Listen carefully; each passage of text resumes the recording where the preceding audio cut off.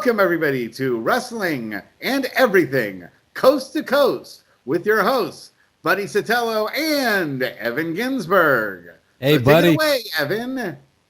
I'm here in New York, and we are coast to coast, folks, and Buddy has that old school announcer voice. I like it.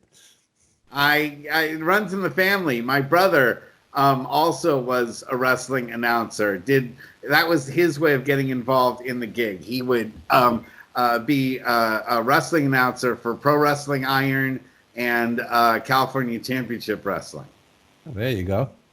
And I think he's done wrestling for charity too, 1 or 2 matches for wrestling for charity. He loves being involved in the act, but not being involved in the act. And he never had to take a bump, and he never, had to, be booed tremendously by the fans. He just loves being a part of the show, but like in that innocuous way that you get when you're involved as an announcer, a ring announcer.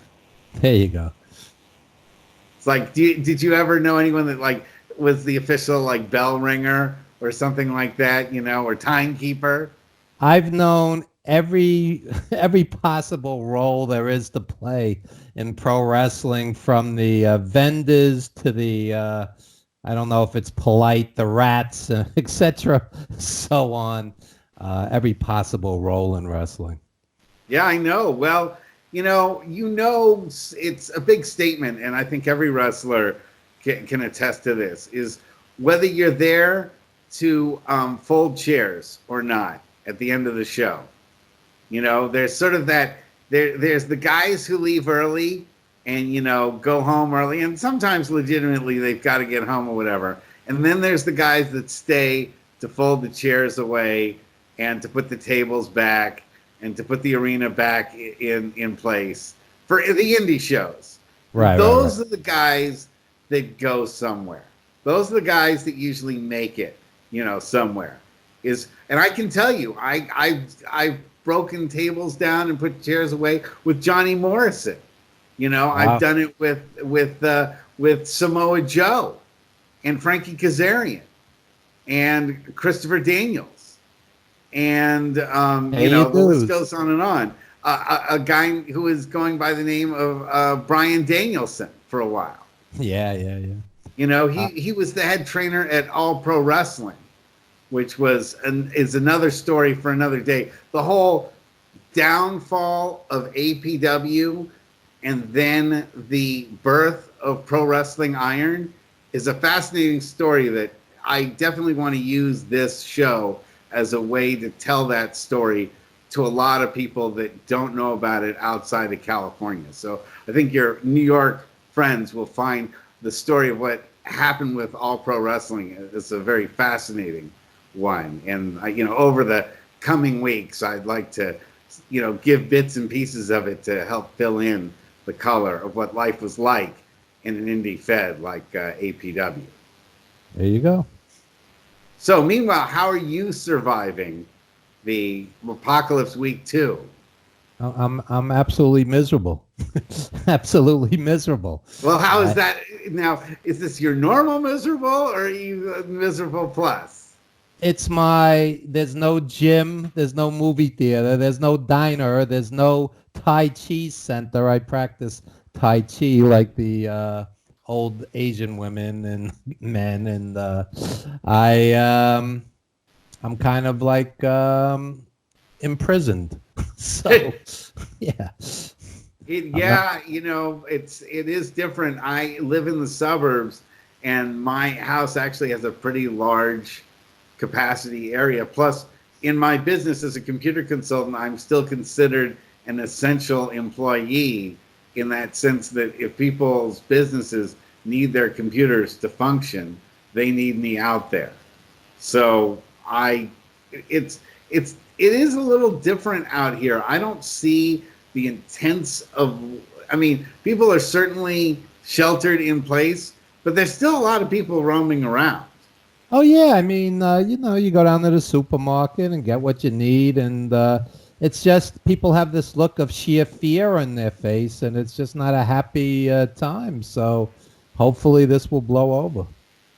Well, it's both. There's fear in their face, and yet there's also like people are seeing people in a different way than they would ordinarily see them, like at home all the time. I mean, people when they're working sort of become invisible to us, but when you see them every day at home, you're at home with them, that you get a totally different side of them, and you see more of them than you ever thought that you would. I mean, when I take my kids out for walks now, it's just there are people pretty much going out for walks 24 hours a day. Yeah. In this area, it's you can't go too early or too late. There's just somebody going out for a walk right now because they just can't stand being inside and they need to go.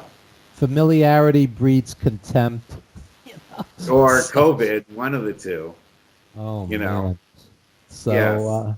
So I find it interesting now that my life is topsy-turvy and I'm up till 4 in the morning or whatever. I was online last night and some guys on a wrestling page posting how much he, quote, hates certain wrestlers. And I'm always kind of like, isn't that a wee bit obsessive to hate a professional wrestler? I don't mean old school heel hate. I mean smart mark, I hate Roman Reigns, I hate John Cena hate, and I don't get it. I just don't get it. There are some wrestlers who are, by their very nature, contemptible human beings. Well, that's different. There are. I mean, I've heard quite a few things, and I can tell you, and you probably know about what a reprehensible piece of dung that Buzz Sawyer was. Maybe not. He was legendary in California for being like a guy, first of all, who stiffed. He ran a wrestling school, and he stiffed a whole bunch of guys out of their money, saying that he would train them. And I have friends who have drawerfuls of bounce checks from various promoters. So being stiffed, I was stiffed on a $750 check once. So wow. Yeah, I get it. What did you do for what? Tell us that story. I was doing publicity for a promotion back in the day, and acting as a publicist, which you don't have enough of these days because... you know what? The statute of limitations is run on that piece of crap promotion. Throw them under the bus. What was the name of the promotion? I don't want to get into it because there's no point. It was 15, 20 years ago. I know. So the statute of limitations is run on. I am definitely going to name some names with my promotions. Don't get us sued. No. If they should be so lucky. I'd like the publicity. Yeah. Remember, I'm a lawyer. You want to sue me as an attorney, you got some chutzpah. Okay. So you're a good guy to do a show with. Truth is always the best defense to slander or libel. If you can prove what you are saying is true, then you've always got a way to, and if they owe you that $750, then if they bring it up, well, you should say, well, pay me my $750 plus interest, and then it's something that you can. So anyway, tell me about what did they do? What promotion did you do for them, and what happened when you tried to collect? Basically, he was one of a zillion promoters who lost everything. Just lost everything and just didn't have it. So. In the spirit of forgiveness, I forgave, because he just didn't have it, and he just basically wrestling destroyed his life, which was a subject we discussed last week as well. There's lots of people who jump in and really don't think it all out, and I've seen just unbelievable scenarios. I mean, some of the common mistakes that an indie promoter will make is, I'm going to book my childhood hero. Okay. So they'll go, he's only, quote, only $1,000. And I go, that's the new math because it's 1,000 plus air, plus hotel, plus I'm sure you're going to take the guy out for meals, etc., so on. And, that 1,000 quickly becomes 2,000.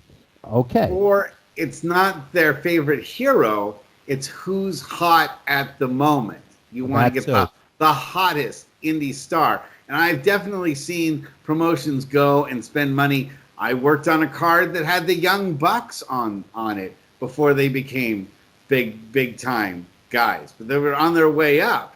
And they were like maybe about a $4,000 expenditure. And so I was going to do a back and forth. So your thing is that, one, don't get your childhood hero, and mine is don't get the hottest indie name. Now back to you. What's the next thing that you do not to screw up your promotion? Well, 'Cause I have lots. one, you have to do the math. If you're charging $20 a ticket and said childhood hero is going to be a total expense of, let's say, $2,000, is this gentleman going to sell 100 tickets at $20 each to make back, to even break even on that $2,000 investment? And that's not counting any other expense on the show or who else you pay to perform. Yeah, that's and $2,000 for venue one and guy. the advertising and all of that stuff. Sure. You're just talking, that's the cost of just bringing one person on the show. Yeah, because one of the golden rules of wrestling is promotion, is that you can always get someone for less money, right. no matter what it is. Because I've seen guys work their freaking ass off for $100. Yeah, which isn't to say exploit people either. No. But they call it the mark price. They see the promoter's a kid, and, oh, I remember you in ECW, I remember you in WWE, whatever the case may be. And they pay the mark price, and inevitably they lose money on the show. I would guesstimate that 98% of indies, if not 99, lose money, and this is part of the issue. You can't pay the mark price, and you have to understand that this person may not, make back your investment. Okay, so then the basic premise of any indie promotion is, I'm going to put over my best friend, girlfriend, whoever the case may be. You make up the tinfoil championship, and then you say you're going to pin Triple H, or you're going to pin right. the Ultimate Warrior in the center of the ring, and have your arm raised as champion. The David Arquette syndrome.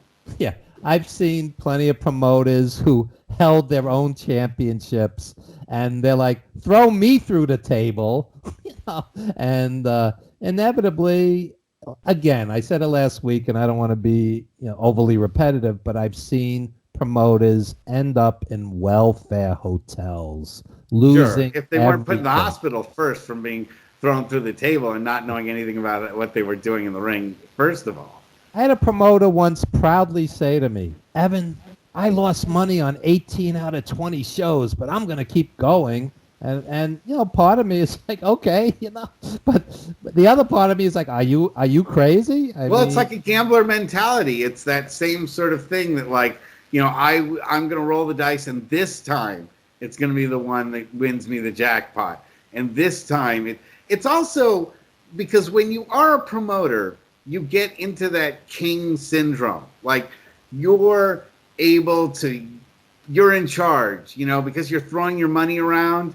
People listen to you, and they follow your orders, and they are excited to be in your presence, and they listen to you, and they're yes men, and they are at your beck and call. This is all, of course, believing that they're going to get paid. Once they know they're not going to get paid, that all changes dramatically.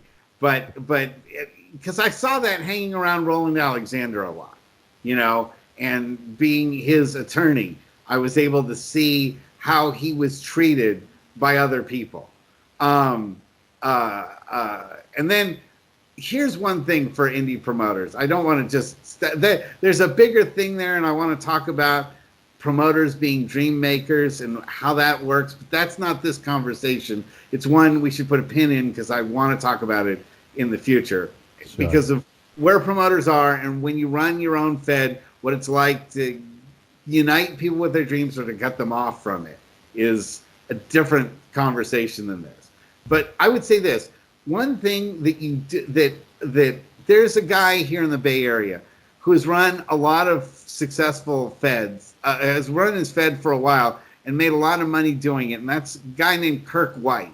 Okay, he's not a nice guy. He runs Big Time Wrestling, the one that is an offshoot of the original Big Time Wrestling that grew up in that was around in the 60s and 70s.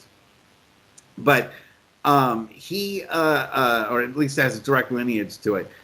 He's right though when he says he never, before he does a show itself, he's already made money. So even he says, even if he doesn't sell one ticket to the show, he's made a profit on the show that he's booked. You're talking sold shows. Yeah, you have to, but you have to be smart about it. Well, what he does also is that he's great at finding sponsors, which a lot of indies are just, they suck at. You know, they get one or two sponsors. Usually it's guys that'll provide, like a place that'll provide water and sandwiches to the wrestlers or whatever. You know, so it's not even like money in the promoter's pocket. And they don't sell ads, they don't sell programs, they don't sell any kind of real merchandise that they themselves get money from, because, you know, maybe they sell 10 t-shirts or something like that, but you're not gonna pay for a show that way. But the thinking that you put on a show, that ticket sales are gonna pay for the show, and that you're gonna sell 200 tickets, 500 tickets, 1,000 tickets. You see, everybody thinks they're gonna sell 1,000 tickets their damn show. That is one thing that every promoter, I haven't met a promoter yet that didn't think that he was going to seriously, at least a young promoter, a new promoter, that didn't think they were going to get an opening crowd of 1,000 guys, 1,000 people. Right. And they usually get about 150. I was once at a show with one paid ticket, one. So these empty arena shows are nothing new to me, being around the indies. Petaluma Punk Slam in 2004, or maybe 2005, in Petaluma, California. The wrestlers and the crew outnumbered the audience. Oh, I've seen that many times. Yes. Yeah, where you just, you know, have, and I mean, that had guys on it like Adam Thornstowe and Luster the Legend and some other really good, you know, wrestlers who are big guys now, you know, in wrestling, but they're wrestling literally just almost like a practice session. It was almost like they were, you know, doing a gym show, you know. And there's always the one guy doing like death-defying high spots, risking his life and health in front of 37 people. Because they'll do it to impress their friends at that point. You know, they don't really even care, and they're, you know, you want every match winds up being like a Falls Count Anywhere match. They don't even care anymore. They'll just like, you know, fight each other just like in the hallway and stuff, because that's just what these guys do for fun anyway. So, you know, but it's you can't run a business that way, and the promoters always get on the short end of the stick. Here's another one, is that TV doesn't solve everything. You know, it can help, but if you don't know really what you're doing when you have television in your hands and you're able to get on TV and you're still not able to sell any ads for it, well, screw that. You have basically screwed the golden grail of what makes wrestling a success. Some of the wrestling TV shows are unwatchable. They're stultifying. So I tell promoters, take out ads on, you know, wrestling shows. Like, you find the cable system that's in the geographic area of your wrestling card, and during Raw, SmackDown, AEW, whatever the case may be, the ads are less expensive than people realize, and instead of having 14 matches, have 7 or 8, spend less money, and put some money into advertising. Well, sure. Yeah, absolutely. Oh, there's another one for failing promotions. The 20-match card. That's right. Not a good idea. That's folks. right. Sometimes less is more. And, by trying to fit every schmo that you've ever worked with on the card, especially your first card, and make it into WrestleMania times 3, you make it a 9-hour extravaganza, that starts at 8 at night and, winds up going till 2 in the morning. I once saw a steel cage be set up at 12:20 in the morning. The card started at 7. And oh my God! There were 2 ECW guys. If you put $1 million in front of me, I couldn't tell you who they were at this point because I was so exhausted and numb by that point. Every ticket seller and his mother are on the show, and it's like less is more. I mean, I understand. I understand the economics of it all. When you use ticket sellers and such, but it still doesn't need to be a 5 or 6 hour show. Yeah, and then the other thing is when you're booking, understand that 5 equals 10, 10 equals 15, and 15 sometimes equals 30. In other words, anyone that books a match for 5 minutes usually goes 10. Anyone that books a match for 15 usually goes 20. And anyone that books a 20-minute match, you're probably there for a good portion of the evening. The other thing is everybody and his mother doesn't need to get on a mic, okay? And let's take it to the next step. We spent some time before the show making sure the mic works, okay? On an indie show, when you can't hear what the guy is grunting and it's just a bombardment of noise, incredibly loud, indecipherable noise, that's going to exhaust your audience. And when they get to that 4th, 5th, and 6th hour, they're shot, okay? Well, keep everybody off the mic. That, or you've got the small enough crowd where it doesn't even matter. That is the scarier part, is when you basically can have a conversation with the audience, because it's so small. You're like, okay, these are the guys that are going to be in the ring right now. We'll just tell you two what the next match is, and you can boo or cheer them at your. We'll ask you what your thoughts are on this match when we're done. I like when the ring announcer announces the guys and you can't understand their names. That's perfect also because the mic is so bad. Oh, yeah. No, there are definitely some feds. Yeah, you can't run a fed with a Mr. Microphone. Yeah, that's right. But that's another thing too, is that you can't run a fed, because I'll tell you, California Championship Wrestling, that was a broke dick fed. That was a fed that literally ran on rubber bands and chewing gum. And I mean, the owner was just always trying to find a way to do something so cheap. So what he would do is he bought video equipment, right? But he bought it off of eBay, and it was all stuff that was like 8 years older than it should have been.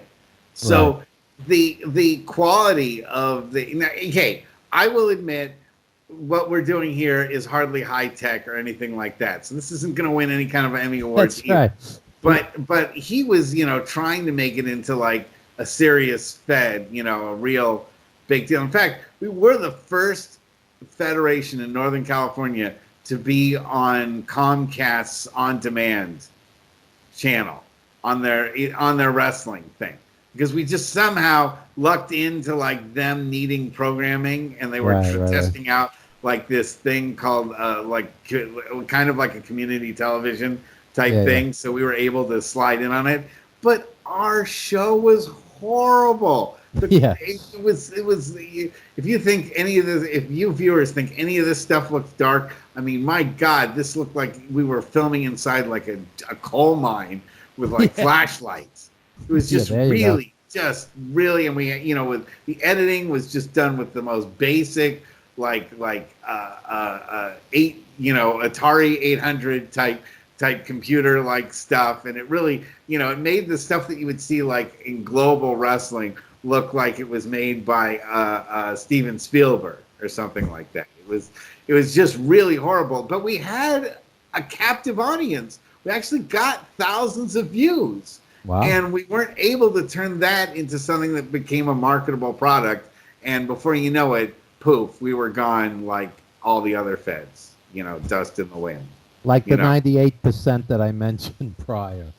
Yeah, yeah. Now, another thing that I would say that feds do that really throw a monkey wrench in their plans is that they book the big venue. They can't understand that, like, you're not going to sell the 1,000 seats. So that guy that I know that got the Young Bucks to appear on his card, not only did he like pay the Young Bucks, I'm trying to remember who the other big name was from Impact who was on that show. I'm just totally blanking on it. I should have looked it up before I did this show. But he also rented like the downtown Petaluma civic center to do this. So he really seriously thought he would sell like 2,000 tickets to this because of the big names on it and so forth. And he didn't do enough promotion for it, that's for sure. But even then, he was going to need like a crowd of like 1,000 people to break even, I think, and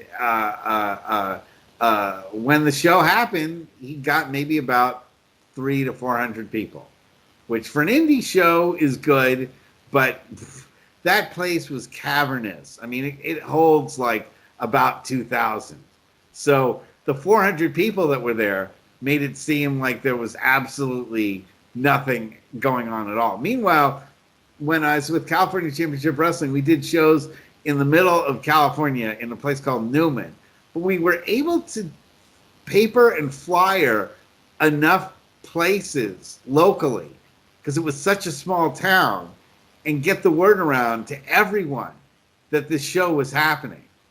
And we got like 400 or 500 people, but we put it in a Portuguese hall that held maybe about 600 at best. Right, so it was the place packed. was packed. I mean, we had standing room only, type stuff going on. And that crowd was white hot, man. Right, it was right. white hot. And it's because you pack a bunch of people into a small space. Well, now with the COVID virus, that maybe not such a great idea, but you get my meaning. When you can get a small venue to be packed, that's going to create the kind of energy you want versus the same amount of people in a 3,000 person arena, where everyone can be socially distanced from each other, but that doesn't make for a great crowd.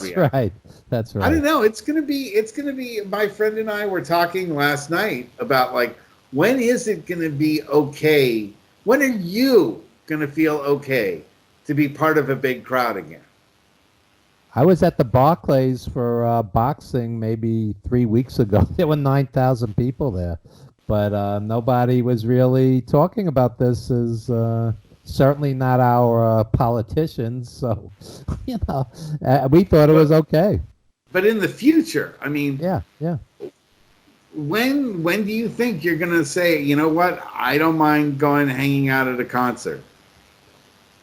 Well, I guess when a doctor, as opposed to a politician with ulterior motives, says it's okay, when doctors, when people I believe in, scientists tell us, as opposed to somebody who wants to, be reelected or whatever the case may be.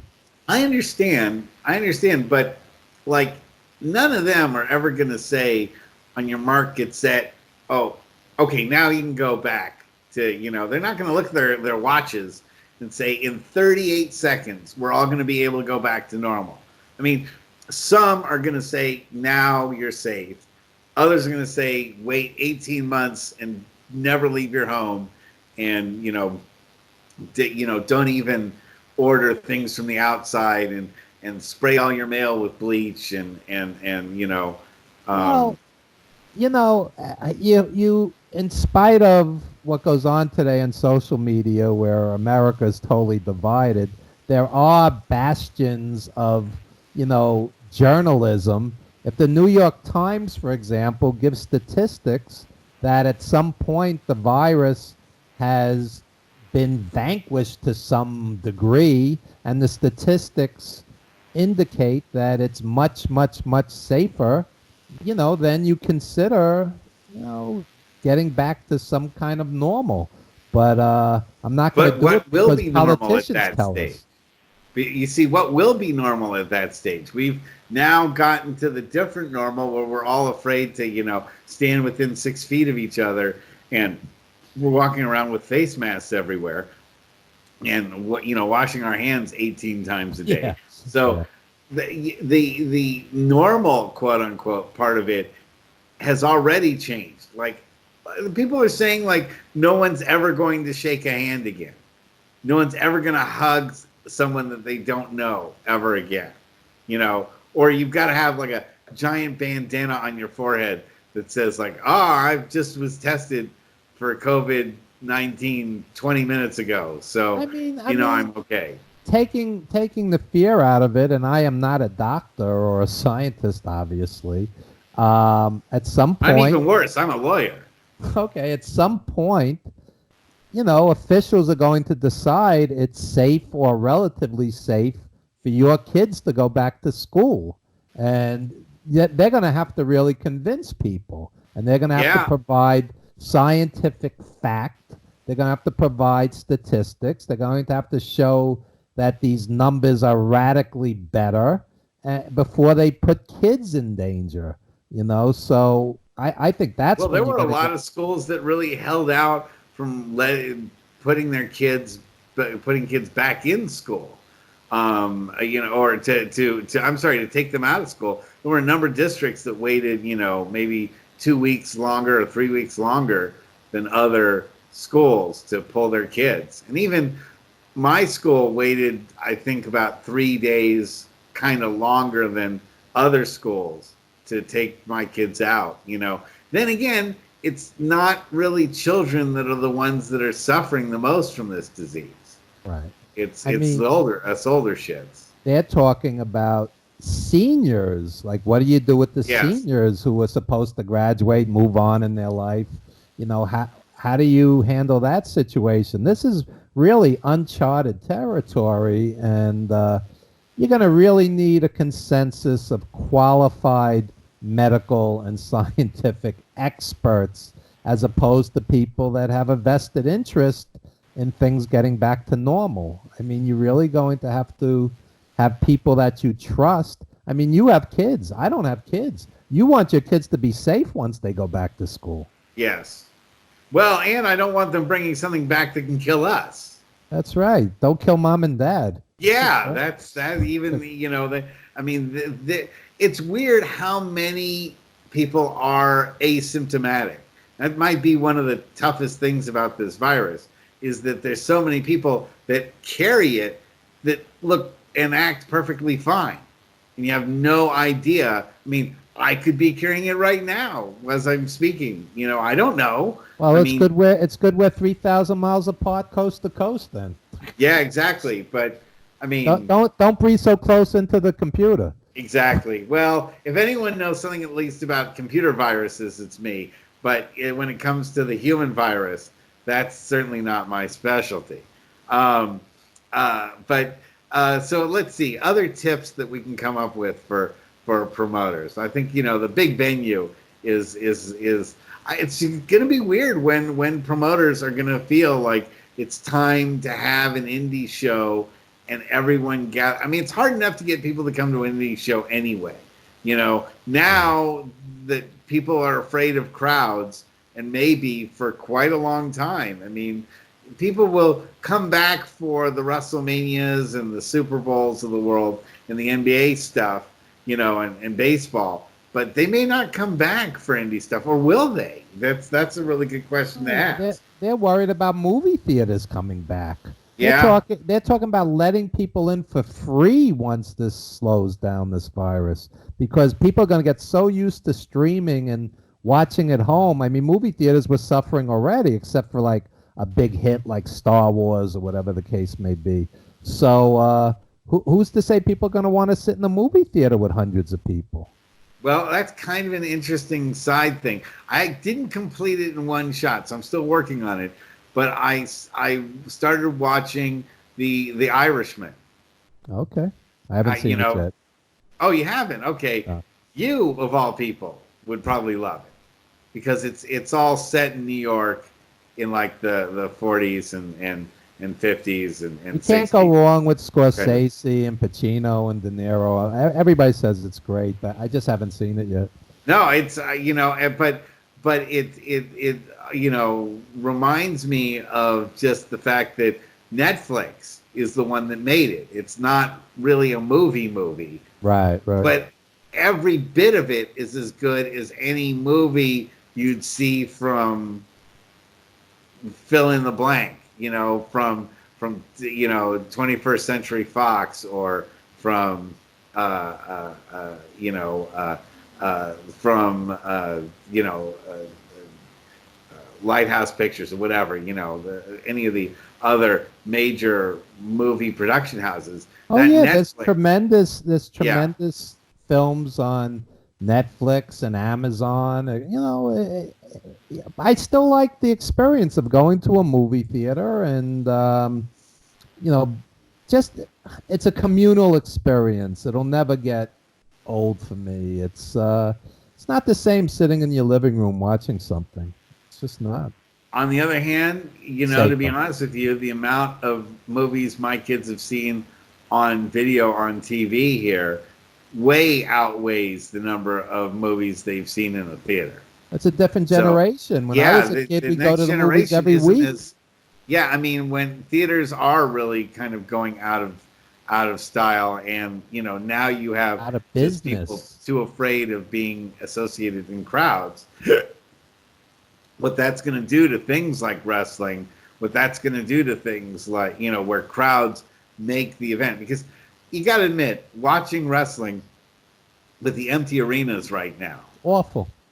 it's Awful. really bad.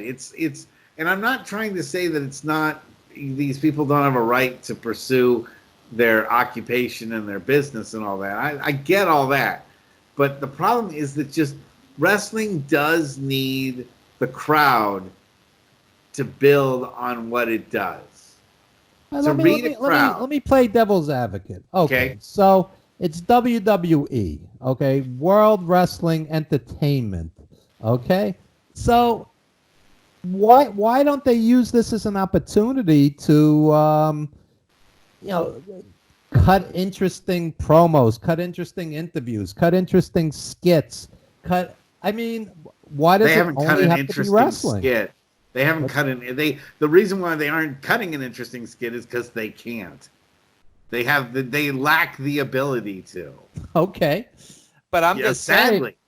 I'm just saying. I mean, wrestling fans love shoot interviews. So why not talk to some of these guys and really get to know them as human beings, what they've been through, the stars, the legends, the trainees, even people that work there. I mean, I've known interesting people that have worked at WWE, that Sure. wrestling was always their passion and they wanted to be part of it in some capacity The and human not story, but necessarily a wrestler. here's the thing: is that to tell the human story of these wrestlers, you have to care about them as humans, That's right. which is That's something right. that Vince McMahon is totally incapable of.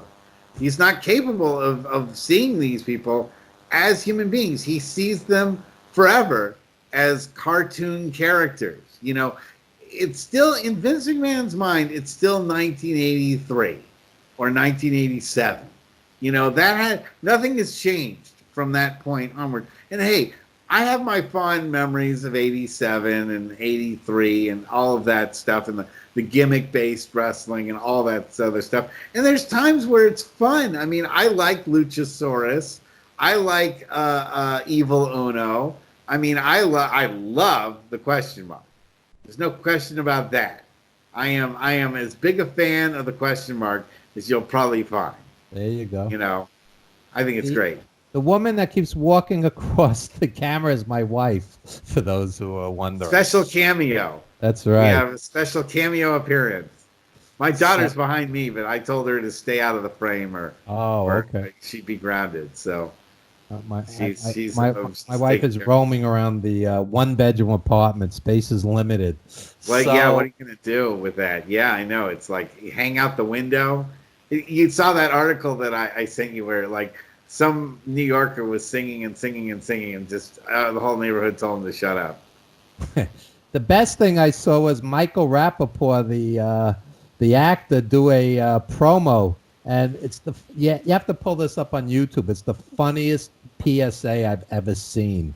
He's every third word is a curse, and he's just saying, "Keep your kids home." Okay, you gotta see this Michael Rappaport's PSA on the coronavirus. Well, I'll let's put it this way: I'll have time, and that is one thing: is that if you can do something clever and get it on the internet at this point in time, with everybody with nothing to watch, you get. I mean, look, we got like 150 views, which isn't going to put us over the top as far as YouTube is concerned, but for me, I thought that was a surprising number for something that we didn't have that much time to remotely just put together and threw out there to see what people would if anyone would watch. So really appreciate all the fans who have been checking us out and giving us positive feedback and saying that they like what we have to say, because I do want to take a moment out and thank our fans for watching us, and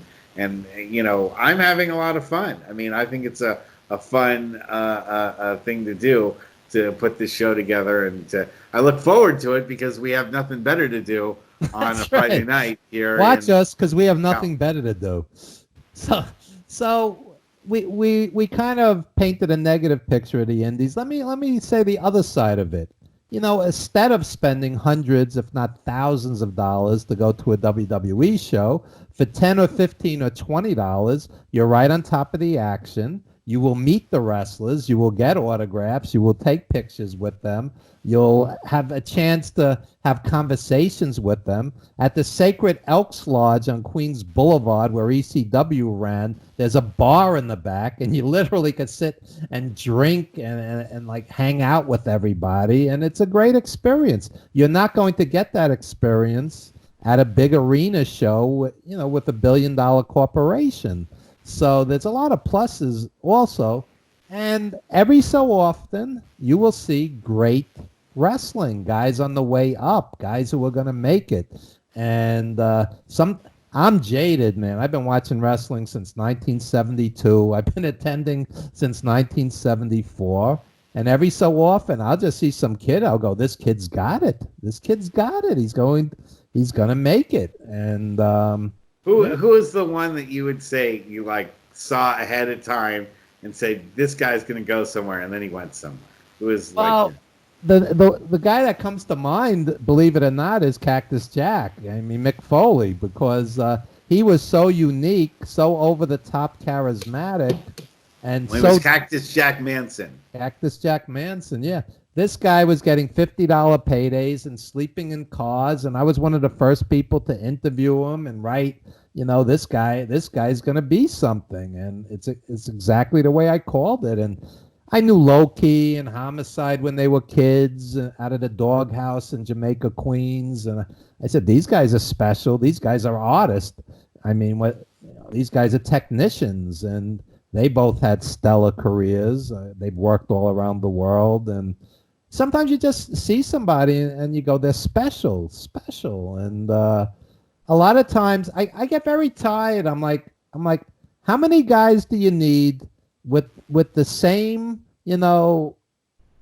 huge beard, shaved head, tribal tattoo, doing like a third-rate, Austin imitation? I'm like, try to look different, do something different. Come on, Well, yeah, that's, as a manager, that was one of the things that I always looked at as something that was part of my role, was to go up to guys and say, you know what?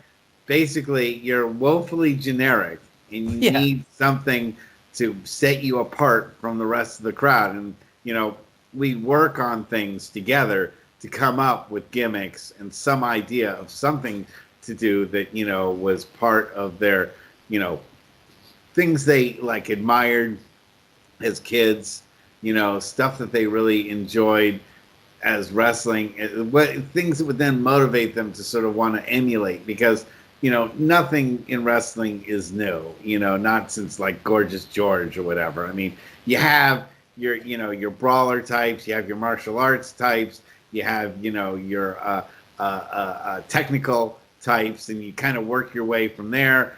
You find out who their real influences are, see if they're what they do in real life, if there's things that they can incorporate from their real life into it, or something like, as Buddy Sotelo was for me, take the evil opposite of what you are and like pour your character into it, so that people wind up hating the evil opposite of you, and that actually feels really good, because you're getting people to hate something that you yourself hate as well. So the worst thing a wrestler could do is just be a cheap copy of his or her hero. So you don't need Stevie There's Piper, Willie son. Piper, Jimmy Piper, if you're a fan of Roddy Piper. Yes. Now everyone is getting in on the acting. We're trying to finish off this podcast, and everybody. That's yeah. Yeah, it's the Sotelo house. Yes. What can I say? I tried to squeeze it in before, and we're doing pretty good. We got almost through an hour, but now everybody is being rounded up around here. Yes, that's my daughter Jane. I told you not to be part of this whole thing. Unbelievable. But the chaos. That is the one thing. This is no sound studio or any kind of a private setup, and everybody is in this situation. So hopefully the fans and the viewers can relate to this and understand how much they're having to go through during a lockdown time like this. So Jane will be at the WWE training camp in 10 years. Yeah, well, maybe say you saw it here first. Right. Anyway, so I guess I'm being told by the clock, the grand clock on the wall, timekeeper at the bell, that I'll have to. Yeah, exactly. This is the final bell here. So we'll wrap it up a little early this week, and we'll get the podcast going tomorrow night, maybe a little bit earlier. We started a little late because of some technical stuff, but we'll get it going next week, and you guys will get your extra 10 minutes that you so richly deserve. Any quick plugs? Other than for Computer and this show itself, I think everything's great, and thank you for everyone for listening. And check out 350 Days streaming worldwide. Check out Wrestling Then and Now, Amazon Prime. Hi there.